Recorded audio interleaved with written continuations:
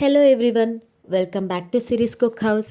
ಇವತ್ತು ನಾನು ನಿಮಗೆ ತುಂಬ ಈಸಿಯಾಗಿ ಮತ್ತು ಟೇಸ್ಟಿಯಾಗಿ ಚಿಕನ್ ಸುಕ್ಕ ಮತ್ತು ಗೀ ರೈಸ್ನ ಹೇಗೆ ಮಾಡೋದು ಅಂತ ತಿಳಿಸ್ಕೊಡ್ತೀನಿ.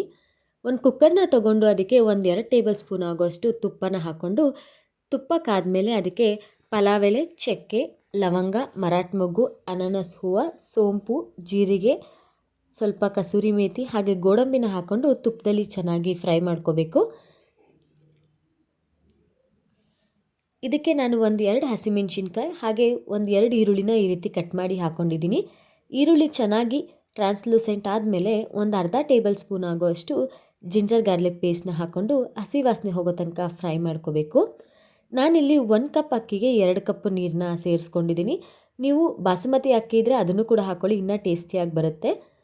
ಇದಕ್ಕೆ ರುಚಿಗೆ ಎಷ್ಟು ಬೇಕು ಅಷ್ಟು ಉಪ್ಪನ್ನು ಸೇರಿಸ್ಕೊಂಡು ಸಣ್ಣಕ್ಕೆ ಕಟ್ ಮಾಡಿರುವಂತಹ ಕೊತ್ತಂಬರಿ ಸೊಪ್ಪನ್ನ ಹಾಕ್ಕೊಂಡು ಎಲ್ಲವನ್ನ ಚೆನ್ನಾಗಿ ಮಿಕ್ಸ್ ಮಾಡಿಕೊಂಡು ಕುಕ್ಕರ್ ಲಿಡ್ನ ಕ್ಲೋಸ್ ಮಾಡಿ 2 ವಿಷಲ್ ಬರ್ಸ್ಕೊಂಡ್ರೆ ರುಚಿಯಾಗಿರುವಂತಹ ಗೀ ರೈಸ್ ರೆಡಿ ಆಗಿಬಿಡುತ್ತೆ. ಇದನ್ನು ಚಿಕನ್ ಗ್ರೇವಿ ಜೊತೆ ಅಥವಾ ಈ ರೀತಿ ಸುಕ್ಕ ಜೊತೆ ಇಲ್ಲ ವೆಜ್ ಗ್ರೇವಿಗಳ ಜೊತೆ ಕೂಡ ತಿನ್ಬೋದು. ತುಂಬಾ ಟೇಸ್ಟಿಯಾಗಿರುತ್ತೆ. ಒಂದು ಸತಿ ಟ್ರೈ ಮಾಡಿ ಹೇಗೆ ಬಂದಿತ್ತು ಅಂತ ನನಗೆ ಕಮೆಂಟ್ನಲ್ಲಿ ತಿಳಿಸಿ. ಈಗ ಸುಕ್ಕ ಮಾಡ್ಕೊಳ್ಳೋದು ಹೇಗೆ ಅಂತ ನೋಡೋಣ. ಒಂದು ಪ್ಯಾನ್ನ ತೊಗೊಂಡು ಅದಕ್ಕೆ 7-8 ಬ್ಯಾಡಗಿ ಮೆಣಸಿನ್ಕಾಯಿ, 4 ಖಾರದ ಮೆಣಸಿನ್ಕಾಯಿ, 1-2 ಟೇಬಲ್ ಸ್ಪೂನ್ ಧನಿಯಾ, 1 ಟೇಬಲ್ ಸ್ಪೂನ್ ಆಗೋಷ್ಟು ಜೀರಿಗೆ, ಸ್ವಲ್ಪ ಕರಿಬೇವು ಹಾಗೆ 1 ಟೇಬಲ್ ಸ್ಪೂನ್ ಆಗೋಷ್ಟು ಕಾಳು ಮೆಣಸನ್ನ ಹಾಕ್ಕೊಂಡು ಯಾವುದೇ ರೀತಿ ಎಣ್ಣೆ ಹಾಕ್ಕೊಳ್ದೇ ಹಾಗೆ ಡ್ರೈ ರೋಸ್ಟ್ ಮಾಡ್ಕೋಬೇಕು.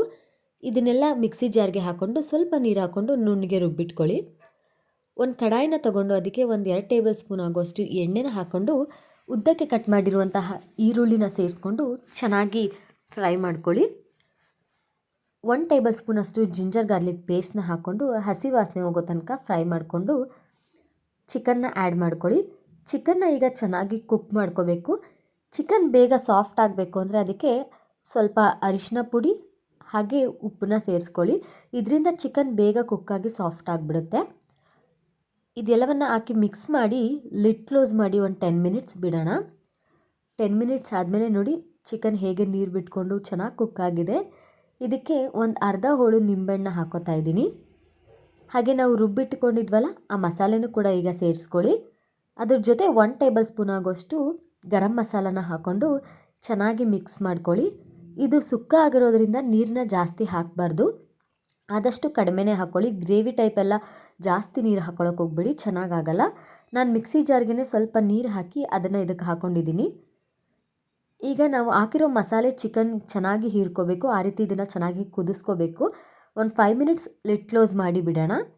ಇದಕ್ಕೆ ಸ್ವಲ್ಪ ಕರಿಬೇವು ಹಾಗೆ ಕತ್ತರಿಸಿರುವಂತಹ ಕೊತ್ತಂಬರಿ ಸೊಪ್ಪನ್ನ ಹಾಕ್ಕೊಂಡು ಮತ್ತೆ ಒಂದು 2 ಮಿನಿಟ್ಸ್ ಲಿಡ್ ಕ್ಲೋಸ್ ಮಾಡಿಬಿಟ್ರೆ ಚಿಕನ್ ಸುಕ್ಕ ರೆಡಿನೇ ಆಗಿಬಿಡುತ್ತೆ. ನೋಡಿ ಎಷ್ಟು ಬೇಗನೂ ಆಯಿತು, ಹಾಗೆ ತುಂಬ ಕಲರ್ಫುಲ್ಲಾಗೂ ಕಾಣಿಸ್ತಾ ಇದೆ. ಟೇಸ್ಟು ಕೂಡ ಅಷ್ಟೇ ತುಂಬಾ ಚೆನ್ನಾಗಿರುತ್ತೆ. ನಿಮ್ಮ ಮನೆಯವ್ರಿಗೆಲ್ಲ ಒಂದ್ಸರಿ ಇದನ್ನು ಮಾಡಿಕೊಡಿ. ಯಾರಾದರೂ ಸಡನ್ನಾಗಿ ನೆಂಟರು ಬರ್ತಿದ್ದಾರೆ ಮನೆಗೆ, ಏನಾದರೂ ಚಿಕನ್ ರೆಸಿಪಿ ಮಾಡಬೇಕು ಕ್ವಿಕ್ಕಾಗಿ ಅಂದರೆ ಈ ರೆಸಿಪಿನ ಟ್ರೈ ಮಾಡಿ. ಖಂಡಿತ ಅವ್ರಿಗೆ ತುಂಬಾ ಇಷ್ಟ ಆಗುತ್ತೆ. ರೆಸಿಪಿ ಇಷ್ಟ ಆಗಿದ್ದರೆ ಒಂದು ಲೈಕ್ನ ಮಾಡಿ. ಹಾಗೆ ಯಾರೆಲ್ಲ ಇನ್ನೂ ಸಬ್ಸ್ಕ್ರೈಬ್ ಮಾಡ್ಕೊಳ್ದೆ ನೋಡ್ತಿದ್ದೀರಾ ಸಬ್ಸ್ಕ್ರೈಬ್ ಮಾಡ್ಕೊಳ್ಳಿ. Thanks for watching.